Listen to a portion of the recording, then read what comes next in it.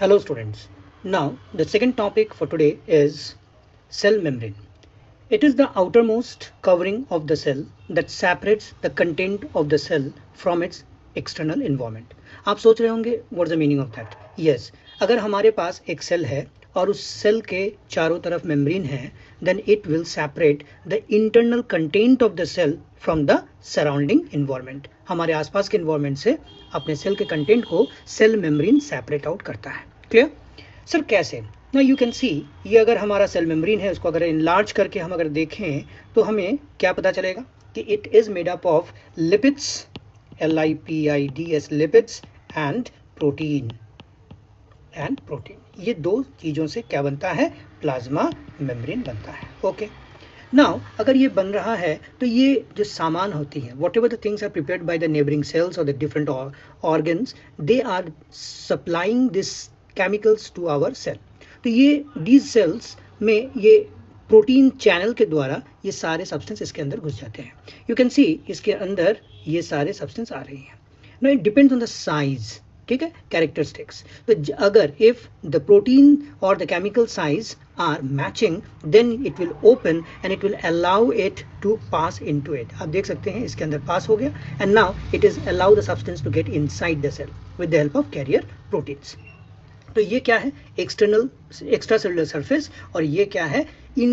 Intracellular space. तो ये दोनों स्पेस के बीच में प्लाज्मा मेम्ब्रेन है. ये हमारी, this is our plasma membrane and this plasma membrane is separating the external cellular space and intercellular content. Clear? आना जाना कैसे है? With the help of protein chain. Clear? Now plasma membrane जैसे कि हमने पढ़ा है कि ये लिपिड्स एंड प्रोटीन से बनती है. अगर हम देखते हैं कि यहाँ पर बहुत सारा वाटर है या यहाँ कोई भी सब्सटेंस हाई कंसंट्रेशन पे है, तो इट विल मूव इनटू और through the plasma membrane into the cell. क्यों? सेल में इन सामान की कमी है. These things are not available. These things are not available inside the cell, and that's why these things are easily moved from higher concentration to lower concentration region. Clear? And this take place with the help of a phenomenon called diffusion. यहाँ osmosis नहीं हो रही है, यहाँ diffusion हो रहा है. That means higher concentration से lower concentration में move करती है सामान. ना डिफ्यूजन में क्या होती है? ये एक स्पॉन्टेनियस प्रोसेस है. कैसा है? स्पॉन्टेनियस मूवमेंट, अपने आप होता है. क्या होता है अपने आप? From higher concentration it will goes to the lower concentration. For example, यहाँ अगर बहुत ज़्यादा CO2 है, if this side outside the cell बहुत इनसाइड द सेल अगर बहुत ज़्यादा कार्बन डाइऑक्साइड है, तो सेल मेम्ब्रेन क्या करती है?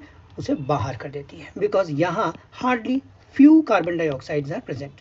तो ये इनसाइड टू आउटसाइड हेल्प करती है bye the process of diffusion के द्वारा. कार्बन डाइऑक्साइड को सेल के अंदर से बाहर लेके जाती है. दैट मीन्स अगर ये हमारा सेल है और इसके अंदर खूब सारा CO2 प्रोड्यूस हो गया ड्यू टू रेस्पिरेशन, और ये सारा CO2 यहाँ इस सेल के मुकाबले बाहर बहुत कम है, there are very few CO2.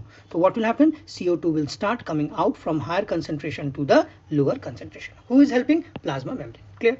Now if oxygen is available too much outside, but inside our cell is depriving of CO2. Sorry, oxygen. हमारे सेल के पास ऑक्सीजन है ही नहीं, तब क्या होगा? ये ऑक्सीजन सेल के अंदर डिफ्यूज कर जाएगी थ्रू द प्लाज्मा मेम्ब्रेन. ठीक है? तो ये दोनों ही स्पॉन्टेनियस मूवमेंट्स हैं, और ये दोनों ही फिनोमिनन प्रोसेस जो है वो डिफ्यूजन के द्वारा होती है. So in this way our cell maintain its concentration of CO2 and O2. I hope you are getting. अगर हमने एक सेल को जिसके अंदर खूब सारा सॉल्ट है, उसे अगर हमने डाइल्यूट वाटर में या फ्रेश वाटर में रख दिया, तो what will happen? Fresh water में सॉल्ट की कंसंट्रेशन बहुत ही लो होती है और सेल के अंदर काफ़ी ज़्यादा सॉल्ट कंसंट्रेशन है, हाई कंसंट्रेशन ऑफ सॉल्ट मान लेते हैं NaCl. ठीक है? तो अब क्या होगी? सॉल्ट के सेल के अंदर ये सारा फ्रेश वाटर स्टार्ट मूविंग. ठीक है कि नहीं? और इस तरीके से ये सेल के अंदर सारा पानी घुस जाएगा. ठीक है कि नहीं? And in this way the size of the cell also changes. ऐसा ही फिनोमेनन और एक्टिविटी हम इस टॉपिक में देखेंगे।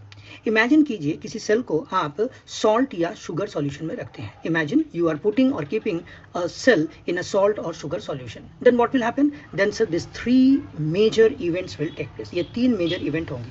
कौन कौन सी मेजर इवेंट? नंबर वन क्या होगी कि अगर आपने सेल को, फॉर एग्जांपल हमने आरबीसी को, रेड ब्लड सेल्स को या रेड ब्लड कॉर्पस्कल्स को आपने ऐसे मीडियम में रखा जहां आसपास क्या है, हाई वाटर कंसंट्रेशन है, तो क्या होगा, हमारी जो सेल्स होंगी उसके अंदर पानी, water will start entering into the cell by the process of osmosis.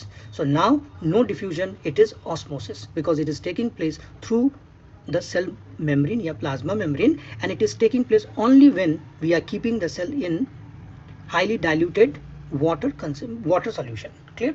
पानी बहुत ज़्यादा है सराउंडिंग में और सेल के अंदर पानी कम है, then what happen, water will enter into the cell by the process called osmosis. As a result जो सेल होगी वो swell हो जाएगी और उस तरीके के सॉल्यूशंस को हम हाइपोटोनिक सॉल्यूशन कहते हैं। So what is hypotonic solution? अगर if surrounding medium has higher water concentration तो water बाहर से अंदर आती है, इसे कहते हैं hypotonic solution।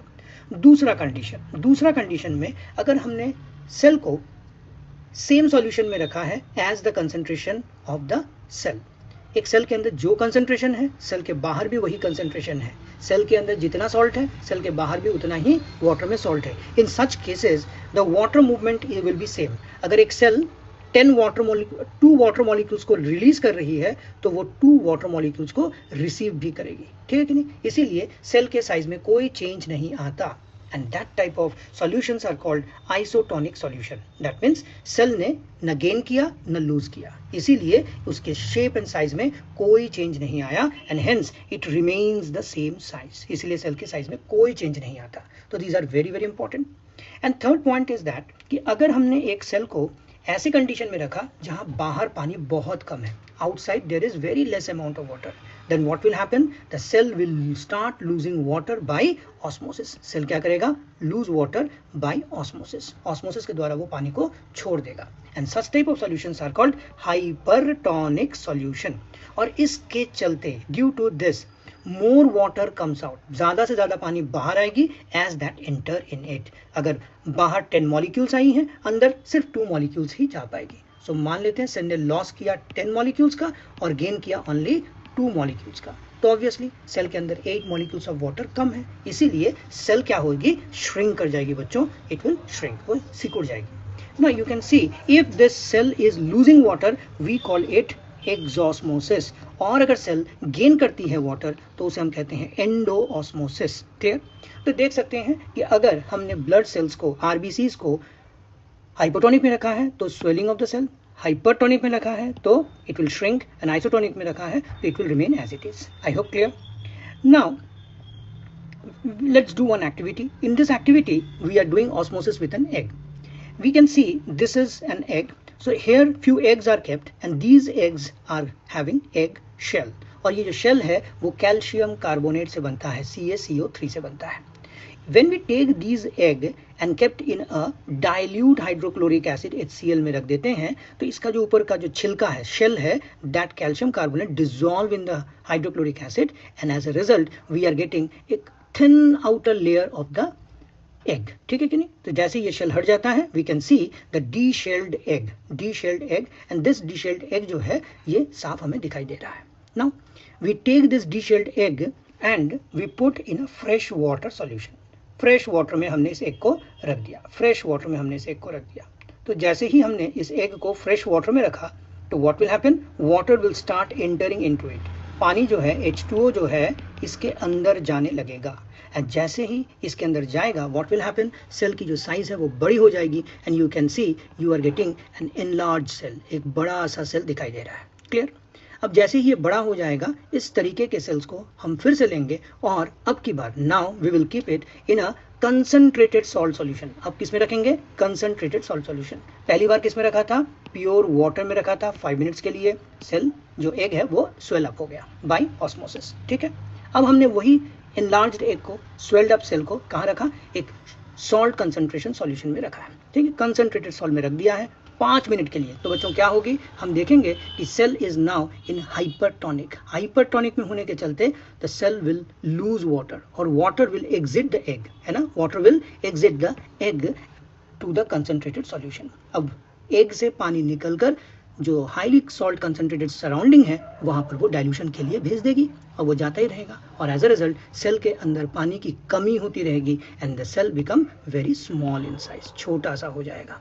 तो हमने क्या देखा, एक नॉर्मल साइज का सेल जिसके हमने डीशेल्ड कर दिया, उसे जब हमने वाटर सॉल्यूशन में रखा, प्योर वाटर में, वो इनलार्ज हो गया बाय हाइपोटोनिक सॉल्यूशन कंडीशन, और उसी को अगर हमने सॉल्ट कंसंट्रेटेड सॉल्ट में रखा तो वो क्या हो गया, हाइपरटोनिक सॉल्यूशन हो गया, और उसका साइज क्या हो गया बेटा, छोटा, it shrink because of again osmosis.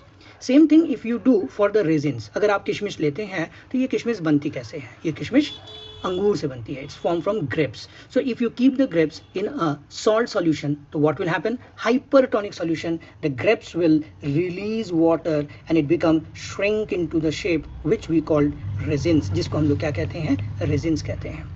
अब इसी रेजिन्स को अगर हमने रात भर throughout the night we keep it in water then it will be swell up, तो ये पानी में फूल जाता है। I hope understood. So you can see that this type of things are happening in case of resins.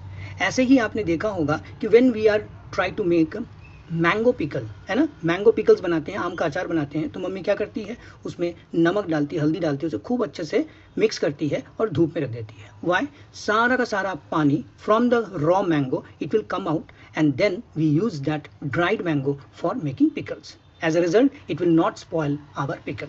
तो हमने अपने डे टू डे लाइफ में भी क्या देखा है, हाइपोटोनिक हाइपरटोनिक सॉल्यूशन यूज करते हैं to get good results. I hope you have enjoyed this video and you will use this content for your preparation. Thank you. Have a nice day.